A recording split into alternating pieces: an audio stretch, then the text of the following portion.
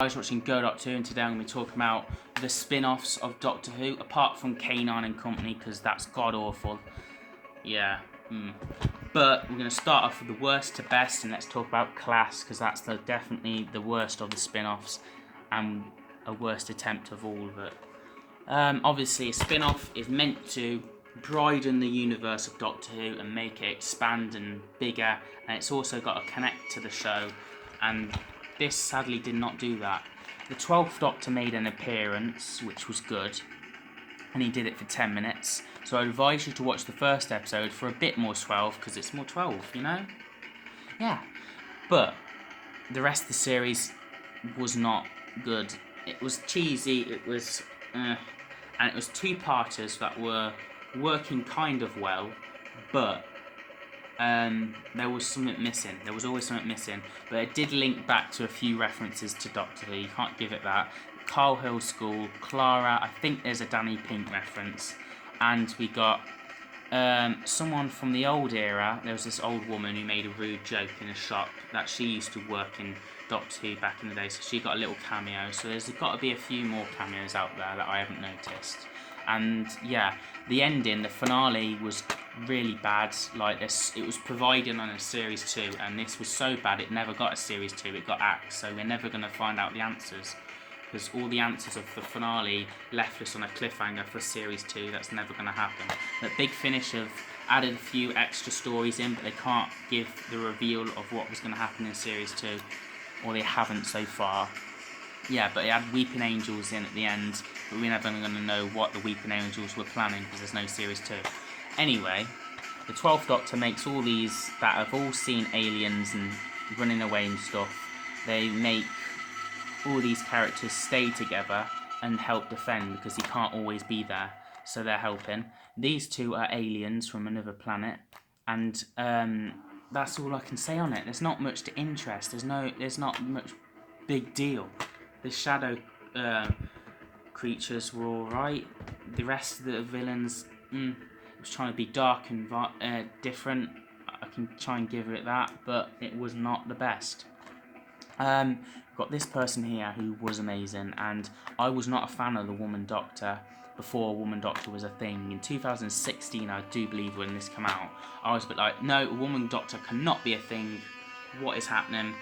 And then this come out, and I saw her, and I was like, ooh, she could be a good Doctor. And why not? Why not a Woman Doctor?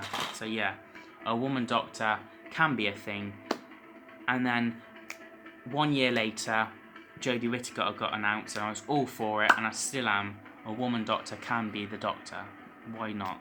But I was against it until Class came out, so I guess it did something, I suppose. But really, I wouldn't recommend watching it, because it's not really worthwhile. A lot of people hate it.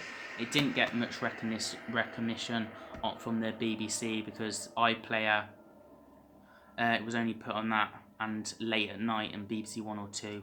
It did not go well. But this bad boy, oh, sorry, Elizabeth Sladen. Yep, this has the legend of Elizabeth Sladen as Sarah Jane Smith. We have this now. I was running home from school every night to watch this, and David Tennant and Matt Smith have returned and been in this, so you'll see a few more Doctors if you want to go back and watch this. We also have the 3rd Doctor companion, Jo Grant, and we have cameos and flashbacks from the classic era, which is always a good thing. Also, a lot of two-parters in this show, which was a classic thing that they relied on and they were good at, and Sarah Jane brought that back. This was also written by Russell T Davies. It had monsters like the Sontarans, the Shadoon, and there was a few more, I do believe.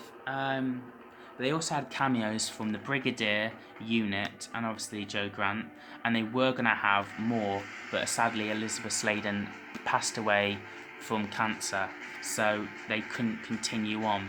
But they did have plans ahead.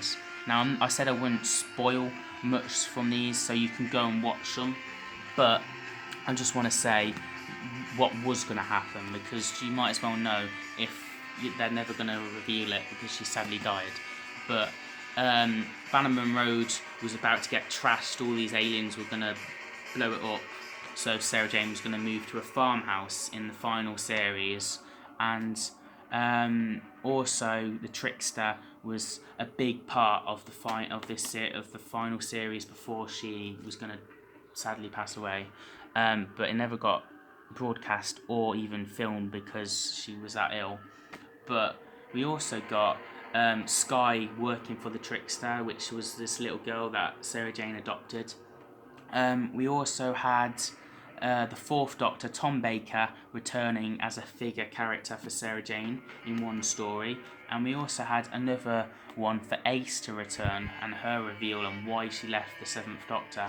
But anyway, there's a lot of villains out here, there's a lot of two-parters, there's a lot of good stuff. There's 5 series. It's from CBBC, so it's a bit with graphics like childish, friendly and all that. But I would highly recommend you watch it. It is worthwhile. If you can get past the graphics and a bit of kid friendliness, you're definitely going to love Sarah Jane Adventures, because she is played out as she is played out in Doctor Who, and she is a strong, independent woman.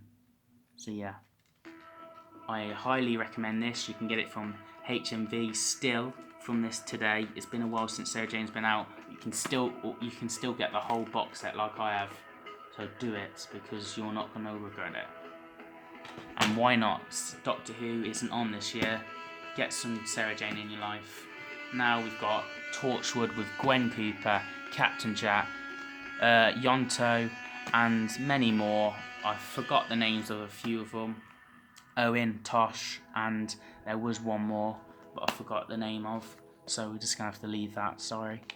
But Torchwood is a phenomenal story. It is definitely adult and dark, and it is everything you want Doctor Who to be, but it can't, because it's got to appeal to the family audience. This appeals to the adults only.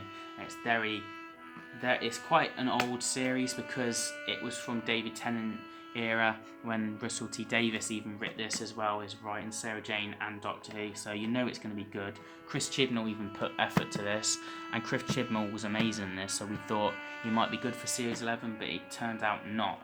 But with this, you've got two-parters, you've got references about Captain Jack's life. We learn a bit more from him, from when he left the 9th Doctor and the 10th Doctor, and it also ties into the Doctor Who universe so well. And we also get so many amazing characters, and all these amazing characters that are in each series. There's 4 series altogether. There's Series 1, Series 2, Children of Earth, and A Miracle Day. Miracle Day is god-awful, and it ends on the worst note possible. But these 3 series are phenomenal, and you're going to love every minute of it. Series 1's a bit slow, Series 2's phenomenal, and Series 3 is incredible. And yeah, then Series 4, America takes it from us and does their own thing with Torchwood and ruins it. But other than that, these characters are incredible, and you get so much from this show. You're going to love every character. The villains are dark and interesting. You even have a woman Cyberman from it, so it is connected to Doctor Who. It's just slightly more its own thing and slightly more dark, but it also is very worth your time, and you will be addicted to it. There's so many funny things, there's so many interesting characters, so I highly recommend this, and you can get this from HMV as well. So yeah, definitely get this, because it's Torchwood, and hopefully one day it will be back, and hopefully one day Captain Jack will be back to meet Jodie Whittaker or another Doctor one day. So that's it, guys. You've got these 2 gems and Class and K9 Company, but you've got these 2 gems. Let's hope they do some more spin-offs in the future, because what's the idea of a spin-off? To bring it out and make Doctor Who big, bold universe, not just Doctor Who. And these do it amazingly well, and yeah, I've loved every moment of watching these shows, and you're going to love it too. Doctor Who's not on for a year. Not a lot of people have watched these spin-offs, and a lot of people have watched these spin-offs can tell you it's good. So go ahead, check it out. I haven't spoiled hardly anything from these. I did give you a detail of how Sarah Jane was going to end, because sadly it was never gonna, you're never going to see that ending. But with Torchwood, it ends on a cliffhanger in a way, and yeah, it's not the best. But you're going to love Torchwood from series 3 to series 1. Sarah Jane Adventures you're going to just love throughout until sadly it just stops. And class, watch the first episode for 12. And K9 and Company, you will not want to be a Doctor Who fan anymore. So yeah. So that was it, guys. That's my spin-offs. That's my opinions on them, and that's some of my advice, maybe, to go out and watch some more classic Doctor Who. And well, soon I'm going to be meeting more of these doctors. I'm going to be meeting more doctors, more companions next month in July. Can't wait. I'm so excited, and I'm going to be doing more videos. So comment down below your opinions on the spin-offs. Comment down below your opinions of what a good spin-off may be, and because it also helps a lot, and get people aware of my channel because it's Go Doctor Who. We're starting up again, and yeah, I look forward to doing more content. See you guys next time. Bye.